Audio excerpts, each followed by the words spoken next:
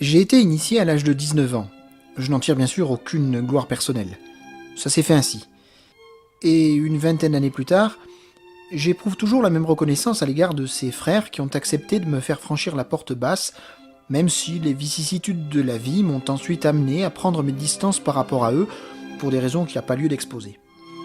Il n'en demeure pas moins que ma loge mère a toujours conservé une place bien spéciale dans mon cœur, car c'est en son sein que j'ai effectué mes premiers pas dans l'ordre. J'ai toujours été un maçon actif. Je n'ai jamais été en sommeil, comme on dit.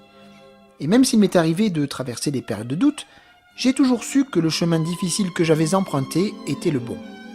L'admission des jeunes en franc-maçonnerie est un sujet récurrent. Souvent, il donne lieu à des débats oiseux. Comment attirer la jeunesse dans les loges? Faut-il une capitation spécifique? Etc. etc. Il m'est d'ailleurs arrivé de me prendre le bec à ce sujet plusieurs fois en loge. J'ai toujours pensé que si la vocation était là, les années importaient peu. Comme je le dis, il vaut mieux un jeune motivé qu'un vieux lassé de tout. Alors je connais toutes les objections qu'on peut formuler à ce propos, et elles sont dans l'ensemble respectables.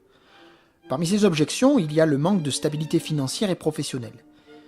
Beaucoup de frères pensent en effet que l'on doit disposer financièrement de soi avant de postuler, afin d'éviter de se mettre inutilement dans la gêne. D'après eux, un jeune maçon risque d'avoir du mal à faire face à ses obligations pécuniaires. J'ai même entendu parfois des frères s'inquiéter de l'inconstance ou de la versatilité de la jeunesse guidée par la vaine curiosité. Je comprends toutes ces inquiétudes. Je me souviens d'ailleurs que mes enquêteurs ne s'étaient pas gênés pour me les signifier. Ils étaient sincèrement inquiets pour moi, craignant que ma volonté d'être reçu en loge soit une sorte de lubie passagère. Et en même temps, ils étaient heureux de voir un jeune homme s'intéresser à l'ordre maçonnique, au point de vouloir le rejoindre.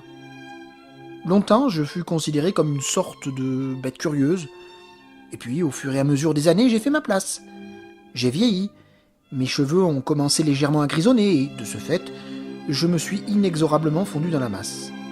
Avec l'expérience que j'ai accumulée, je sais aujourd'hui que toutes les inquiétudes qu'on peut formuler à l'égard de jeunes candidats à l'initiation maçonnique doivent être fortement relativisées.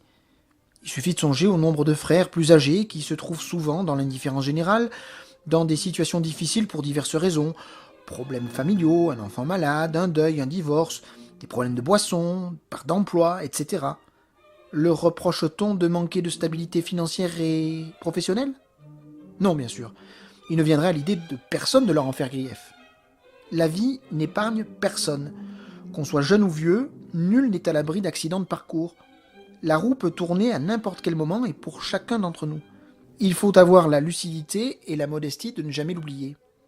Il est donc certain que les jeunes ont leur place en maçonnerie dès lors qu'ils le désirent vraiment et qu'ils ont la ferme volonté de travailler sur eux-mêmes. Après, advienne que pourra. Pour terminer, je voudrais citer l'extrait d'une lettre adressée à Jean de Vimes, pasteur originaire de Picardie, qui fut initié aux alentours de 1783-1784, à Lausanne, en Suisse, où il avait suivi des cours à l'Institut Antoine Court. Il devait avoir 23-24 ans. La lettre date de 1787 et a été écrite par un de ses anciens camarades d'études restés après lui à Lausanne. Il lui raconte la vie de la loge La Parfaite Amitié des Étrangers. Le lundi 20 à 12h du soir. Monsieur et très cher frère en Jésus-Christ et en Hiram par 3x3. N'ayant pu continuer ma lettre lundi, à cause du sommeil qui me prit, j'entreprends de l'achever aujourd'hui. Je commence par ce qui doit vous être cher. La loge continue à fleurir. Les ennemis ont fait tous leurs efforts pour la découvrir, mais leurs recherches ont été inutiles. Tous les frères s'observent et gardent le silence. À la dernière assemblée, le vénérable tira votre santé et je la réciproquai avec tous les honneurs accoutumés. Nous avons fait dans la dernière loge une réception d'apprentis. Le récipiendaire est un Français du Languedoc qui prend pension chez Madame Réal. 8 jours après son arrivée, je sus si bien le mener qu'il se fit recevoir. Ainsi vous êtes remplacé. La loge est composée maintenant du vénérable Verdier, des 2 surveillants Salvetat et Gavriac, des frères Pradel, de Michel, de Cotigny, de Marichard, Ahorte et moi.